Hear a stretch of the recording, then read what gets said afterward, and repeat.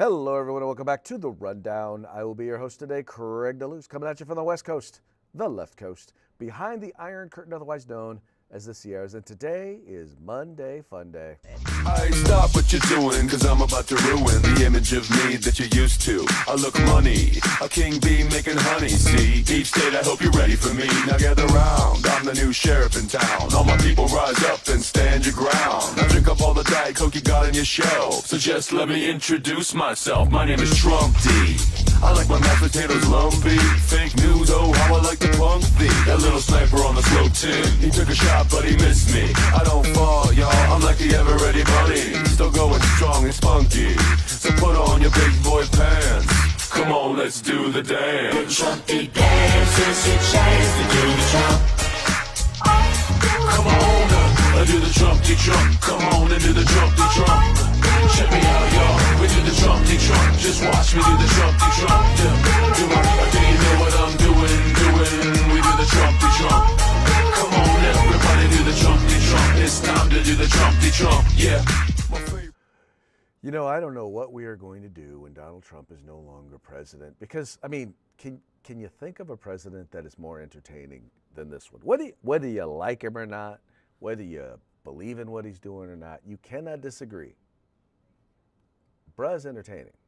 I mean, used to be a time when you wake up on Monday morning and, you know, Sleepy Joe you knew he hadn't done anything all weekend, and you knew if it was any time, you know, before noon on Monday, you knew chances are there wasn't anything new coming out of the White House because, well, Sleepy Joe hadn't quite, you know, gotten out of his crypt yet. But nowadays, man, you never know what's happened over the weekend. And so anyway, we're having a good old time. And I just realized something. I did the wrong theme. Today's not Monday, today's Tuesday. How did I make that mistake? My bad. It's raining tacos from out of the sky. Tacos, no need to ask why. Just open your mouth and close your eyes. It's raining tacos. It's raining tacos out in the street. Tacos, all you can eat. Lettuce and shells, cheese and meat. It's raining tacos. Yum, yum, yum, yum, yummity yum. It's like a dream. Yum, yum, yum, yum, yummity yum. Bring your sour cream. There you go. Yeah, we actually are going to be having Chipotle bowls instead of tacos. So I guess if we decided that we wanted to use flour, I could make flour tacos out of my Chipotle bowl, but that's usually kind of a burrito bowl kind of thing. In any case, we're having a good time here. Obviously, I was a day behind most of today. I don't know what I was thinking. Anyway, welcome to Taco Tuesday, where we celebrate the diversity of food here in these United States and the unique way in which America makes anything, no matter where it comes from, uniquely American. And there's nothing more exemplary of that than the taco. Anyway, we're having a good time here. It's going to be me. It's going to be you. We're going to have a great time. So let's go ahead and get into it and start off with a quick shout out to our sponsors.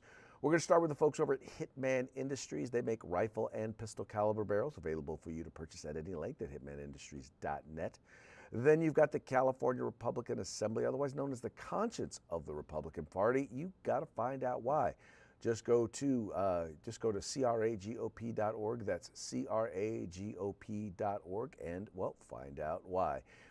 And then we've got the best in concealed carry tactical holsters available on the market at hogholsters.com. Just go to hawgholsters.com and get your hog holster today. By the way, make sure you use discount code The Rundown, all caps, no spaces, one word, just like it is right up there, and you'll get your hog holster on discount today. And then finally, the place where you can find all things tactical except the gun, that would be at uscombatgear.com. Now, once again, this show is live. If you're watching this program between 3 p.m. Pacific or on 3 p.m. Pacific or 6 p.m. Eastern, you're watching the program live, which means we want to hear from you. We want your comments. I'm looking right over here, and I am following up on whatever it is that you have to say, as long as it's interesting. Let us know where you're watching us from. Let us know what you think about the program. In fact, if you disagree, that's probably the most interesting thing that you can do, because then, well, we have the ability to mock you. Oh, wow, was that a mockingbird? Man, in the mockingbird? Another mockingbird?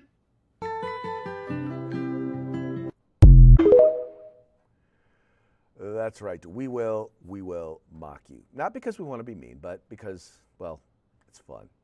Mostly for me, but I think the audience does kind of appreciate sometimes when we do an appropriate mocking of those who tend to disagree with us.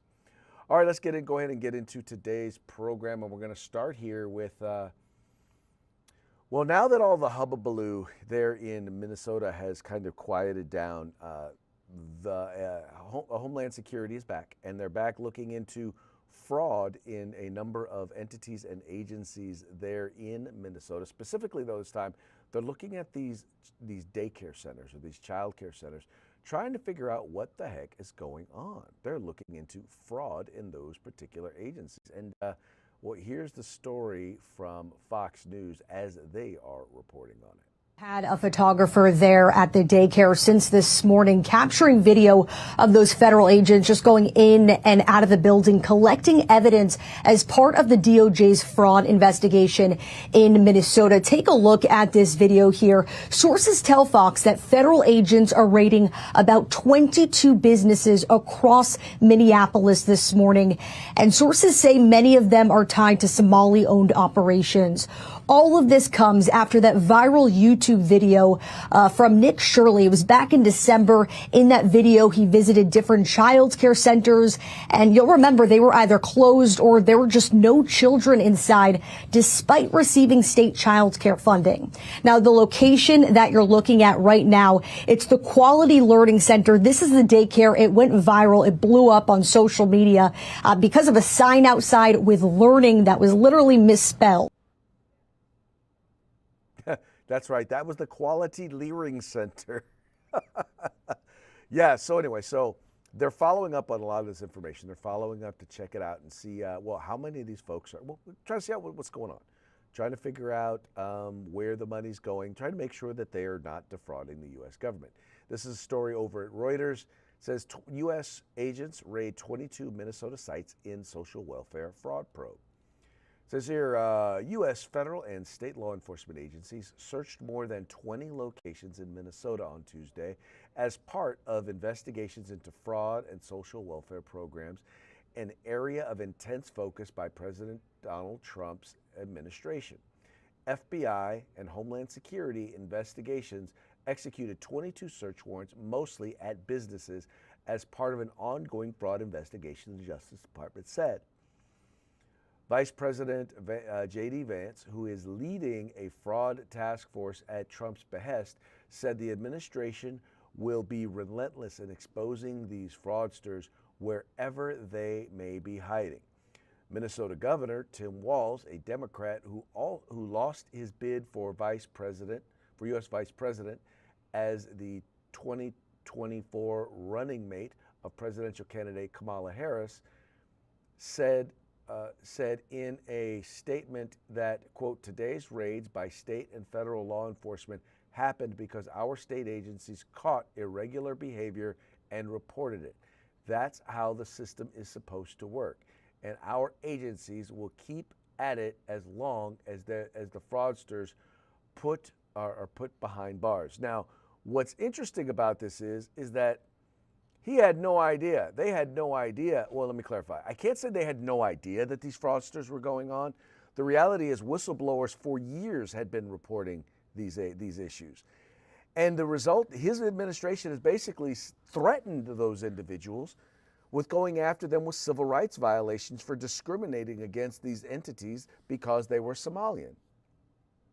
So I'm trying to figure this out. If your agencies caught it, if you knew it was going on, why didn't you go in and raid and investigate it? I'll tell you why. Because, well, these folks are also donors to his campaign. And he didn't want, because these folks are significant contributors, significant activists within the Democratic Party, they didn't want to offend the wrong people. The only reason you know about this is because a kid named Nick Shirley pulled public documents, public records, and went and investigated and put out a video that embarrassed your HHS department, that embarrassed you, Governor, And then on top of that, you had whistleblowers, people who've worked within your government, who have said, yeah, we tried to tell them, and they flat out, they either ignored us, they either ignored all of the warnings, or they threatened us and said that if we continue going down this road, you're going to bring up discrimination charges and charge them with racism. And now all of a sudden you want to say, yeah, well, hey, look what we found. Yeah, that's the biggest, broadest we. That's a bigger, broader we than is really deserved, Mr. Walls. Definitely this is stuff that happened on your watch, stuff that you ignored, that your administration ignored. And once again, maybe it wasn't you directly. Maybe it was people on your behalf. But they did it on your behalf, Governor. And so therefore you are the one that is going to be held accountable for this. And I got no problem with that. I got no problem with you being held accountable, Mr. Governor. But don't act like you did anything, because you didn't. You did not discover this. This was discovered, once again, by a citizen journalist who decided that he was tired of the lies that, you were telling. By the way, this was stuff that was actually brought up. Some of this was stuff that, by the way, that was brought up during the campaign that, by the way, no one in the mainstream media would talk about because they didn't want to undermine your chances of becoming the vice president.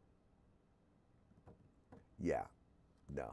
As far as I'm concerned, this is as much a failure of the mainstream media there in Minnesota as it is the government there in Minnesota. And y'all will be held to account, at least as far as the federal dollars go, because you were the ones responsible with overseeing, with the oversight, in particular the fiscal oversight. And if you didn't do your job, well then, y'all ought to be held accountable. Yeah, that's my 2 cents on that one. Also in the news, we have the former head of the FBI, Mr. James Comey, has been indicted once again, but not for the same thing. Check it out. As you heard from the Attorney General and the U.S. Attorney, former FBI Director James Comey has now been indicted for 2 felony counts. While many of you may read this indictment and view this matter as a simple investigation, it is the farthest thing from that. Every single investigation this FBI and our partners at the Department of Justice undertake, especially those that involve the threats to harm or hurt or even kill individuals, whether they hold public office or civilians in our country, are met with the same measure of investigative prowess and tools and personnel in partnership with the Department of Justice as anyone else. As the U.S. Attorney indicated, James Comey will be afforded every matter of due process under the United States Constitution. And as the Attorney General indicated, this has been a case that's been investigated over the past 9, 10, 11 months. These cases take time. Our investigators work methodically. They are career agents, career prosecutors who work these matters. They call the balls and strikes in the field as they see fit pursuant to the facts of the case and the law. They took that information and made a presentment to a grand jury, a jury of peers in the district in which the alleged crime took place. And that grand jury spoke, and that grand jury returned a 2-count indictment against James Comey. Okay, once again, this being reported by CNN exclusive. Former FBI Director James Comey indicted over alleged threat against Trump. Former FBI Director James Comey was indicted Tuesday over a photo of seashells that officials said threatened President Donald Trump, marking the administration's second attempt to prosecute one of the largest political opponents, 3 sources told CNN. The indictment was brought in the Eastern District of North Carolina. An arrest warrant was issued for Comey by the court clerk. Comey faces charges of making a threat against the president and transmitting a threat in interstate commerce, according to court documents. The charges come with a prison sentence of up to 10 years. Quote, he publicly posted a photograph on the internet social media site Instagram, which depicted seashells arranged in the pattern making out 8647, which a reasonable recipient who is familiar with the circumstances would interpret as a serious expression of an intent to do harm to the President of the United States, the indictment says. Trump has long pressed for political adversaries to face charges, including former FBI director he sees as a key leader in the perceived effort to weaponize the justice system against him. All right, now I'm just going to be real with you, and I know y'all. Don't get me wrong. Nothing makes me feel better than to see James Comey behind bars or in handcuffs. And I realize that they took this evidence, they took it to a grand jury, and they got an actual indictment. Unless there is something that has been released, something that's available that has not been made to the public, that would further inform this particular situation, I'm not seeing why. I'm not seeing the crime here. To be honest with you, I'm just not seeing it. I don't know, maybe I'm missing something. Maybe y'all know something. I don't know. Maybe in the chat, tell me there's something I'm missing. But freedom of speech in and of itself gives me, but he's not, I don't know. I think you have to make a whole lot of assumptions in order to get there. I think you need some evidence that supports those assumptions that I don't see. But once again, I wasn't on the grand jury. I wasn't privy to all of the information. I remember what went on at the time. I didn't hear anything else that came out at the time. And I'm just not seeing anything here that would lead me to say, yeah, this is worthy of an indictment. The thing that bothers me about this is that if this is the best that we've got, then just let it go. I mean, okay, I get it. We messed up. He lied. He flat out lied to Congress. And because Pam Bondi messed up when she appointed her U.S. attorney, it wasn't handled correctly. That indictment wasn't handled correctly, and now the statute of limitations is gone. I'm sorry, President, I get it. You want to indict him, but you blew it. When I say you blew it by appointing Pam Bondi, because she blew it. And I don't know what to tell you. I know you want to get him, but is this it really? I mean, is this really what you want to hang your hat on? He did something which is stupid and offensive, but should it really be illegal? I've seen people do a lot worse. Online. I mean, think about this. You had one comedian who had a bloodied head of the president, right? Like it had been chopped off. You're going to go after that person? Right? You're going to go after those folks who produced that play where Donald Trump or the president, where you get stabbed? Are you going to go after them? I mean, come on. Mr. President, you don't have to kick every barking dog. And I get it. This particular barking dog bit you once. But you know what? You should have handled it then. You should have handled it the right way. You should have been prepared. And I'm sorry, this ain't it. I think this is just a distraction. And when I say it's a distraction, it's not a distraction. It's a distraction from you. I mean, it's a distraction from you being able to focus on the things you need to be able to be focused on, from what the Justice Department should be focusing on. You should be focusing on making sure our right to keep and bear arms are protected.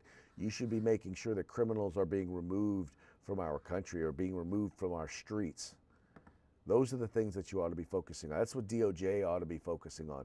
Undoing how these rules that they've written that are basically legislating from the executive branch. Those are the things that you need to have your DOJ focusing on, not this sort of stuff. And I'm not saying there aren't people who did things that are worthy of indictment, that are worthy of going to jail. There are. I just don't include this among them. I just don't, because here's the problem, this is clearly a political prosecution. And then when the next one comes around and it's a legitimate reason, it's only going to be seen as a political prosecution. And you're going to be undermining your own case by bringing forth weak cases like this. And let me clarify. I don't want to call it weak because I haven't seen the evidence. Like I said, once again, I will hold out say that maybe there's some stuff that I don't know.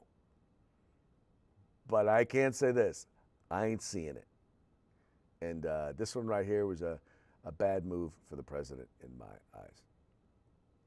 Here's another bad move, and this is a bad move not for the president, but for Democrats who are looking to use the attempted assassination of Donald Trump as a reason to go after, quote unquote, as the guy from Minnesota called it, military grade weapons. Now, I have no idea what a quote unquote military grade weapon is. A knife is a military grade weapon. A handgun is a military grade weapon. A shotgun is and a fork is a military grade weapon. I'm still trying to figure out what dude is going after. Anyway, this is from our friend Mr. Cam Edwards over at Bearing Arms. It says here, Pennsylvania Democrat uses Trump assassination attempt to push to ban on military grade guns. In the days since the California man armed with a pump action shotgun and a .38 caliber handgun pushed through the security perimeter at the White House Correspondents' Dinner with the intent of assassinating President Trump and other officials, many Democrats and their media allies have downplayed or outright ignored the suspect's leftist political leanings and have instead focused exclusively on demanding more gun control. Pennsylvania Representative Malcolm Kenyatta took his argument to X, where he did have the response that an anti-gun Democrat was hoping for: ban all lethal loopholes, restrict ownership of military-grade weapons. And that's how he says we need a ballroom, and that's a ban on all lethal loopholes and restrict ownership of military-grade weapons. The interesting thing is, and what I like about what X put here is, as a community note, the weapons used were legally purchased: Mossberg Maverick 88 pump-action shotgun and an Amscore Precision .38 caliber semi-automatic handgun, common civilian firearm, not military-grade weapons typically targeted. So that just goes to show you how ignorant some folks are, right? And that their biggest goal here is, well, they're not interested in actually solving a problem. They will use whatever the problem is in order to push whatever their agenda is. And that is, well, let's just say that's kind of sad, because in the end, this guy had issues. And by the way, I'm going to continue to say this. Yes, they ignore his political leanings. And the only reason his political leanings matter is, and this is the interesting thing about this, by all indications, other than the fact that this guy did what he did, he is not outside of the Democratic mainstream, is he? Except that he acted violently. I mean, we've seen polls that have basically denoted that a significant percentage of, in particular, young Democrats or young left-leaning people believe in political violence, that political violence is an appropriate way for them to handle political differences. So he's not far outside of the mainstream, the Democratic mainstream. He's just acted on it. He believed it, and he acted on his beliefs. Now, I would tell you, go and ask folks: Do you believe that violence, that political violence, is okay? And there are some people who say, well, it's okay against Donald Trump. They'll say, well, it's okay, in this case or that case. Because here's the thing: for me, once it gets to violence, it's not political anymore. Now we're at a point where once you start getting to violence, we're talking about armed conflict. I believe that one of the best things about our form of government is that we have the ability to disagree. We should have the ability to engage in debate in the public square, and let the best man win. And whatever side wins, that's going to be the rules for now. But by the way, if I lose, I'm going to keep fighting to make sure that my point comes across and that hopefully I gain more support for my perspective, as I would expect the other side to do. So if I were the one who won, I would consistently be making the argument, because guess what? I know the other side is trying to make that argument too. That's how public debate and public discourse and public policy is supposed to work. Every time they propose some sort of a gun ban or some sort of gun control and it fails, they bring it right back up. They don't make any more compelling arguments, but they bring it back up anyway. Let's have the discussion. Let's have the debate. And go from there. Anyway, this is this also goes along the whole lines of, never let a tragedy go to waste. Never let a good tragedy go to waste. Yeah, that falls in that whole realm of discussion as well. Speaking of that, Ron DeSantis reveals newly drawn maps. So these are the proposed maps that they're looking for that they're looking to institute there in Florida. And Ron DeSantis was not open to this idea originally, but I guess with everything the Democrats have done, he's decided, well, now it's time. Let's go here. It says Ron DeSantis was once the future of the Republican Party, a battle-tested conservative twice elected as governor of Florida. Then Donald Trump steamrolled him on his way to the White House. Now, this is the Associated Press trying to demoralize or denigrate Ron DeSantis. Not really. I don't know what the point of that first paragraph was, except that. Anyway, now, more than 2 years after Ron DeSantis ended his presidential campaign and endorsed Trump, the governor has called a special legislative session on redistricting and other issues that will put him back in the national spotlight and maybe remind Republicans that he could lead the party one day. So let's see here. I'm trying to find the maps that he's proposing. So they want to get more Republican seats. Are you telling me you're not going to show the map in this story? Okay, I think it was another story I was looking at where they actually showed the maps. Okay, let's do this. We're going to go over here and we're going to put in Florida maps. And let's see, news. New Florida. Okay, here's the Newsweek article on it. There it is right there, the new maps. This is hilarious. This is hilarious. Look at this. All right. So these are the new maps that supposedly that they've drawn. And in this, Ron DeSantis unveils new Florida congressional map, adding 4 GOP seats, creating 24 and only 24 to 4 Democrat splits. So I guess right now it's 20-8. And wow, look at these little itty bitty Democratic districts. This is hilarious. But here's the thing that I will say. Their districts are compact, right? If you look at it now, I'm sure if you get a little closer, it may look a little funky, but I don't see any of these Democratic districts or any of these Republican districts that are like streams into like nothing like the Georgia, the Virginia maps. Hold on, let's pull up the Virginia maps. Virginia maps. Virginia maps. Yeah, I spelled maps wrong, I know. Virginia congressional map. So there's the old Virginia map. Wait, where's the new Virginia map? Dun, dun, dun. Okay, so that's the old, this one right here. This is the, let me go to, let's see. Type in new Virginia map. New Virginia congressional map. So let's look at it.